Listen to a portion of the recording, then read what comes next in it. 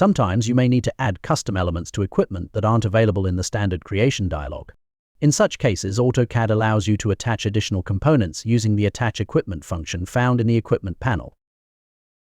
Let's open drawing 04_05 and focus on the vessel on the platform. First, I'll switch to a parallel view for better visibility, ensuring we don't pick up any structural elements.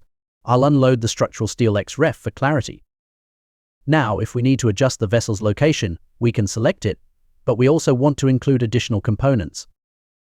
In this case, I've added a couple of angles that will likely be welded to the vessel's saddle to support piping. To ensure this works as a single unit, I'll use the Attach Equipment tool from the Equipment panel. By clicking on Attach Equipment, I'll first select the equipment and then follow the prompts to attach the additional components. After attaching them, these components will move together as a single piece.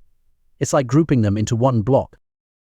If, at any point, I decide I no longer want these components attached, I can easily detach them by selecting Detach Equipment, confirming the action, and the equipment will return to its original state.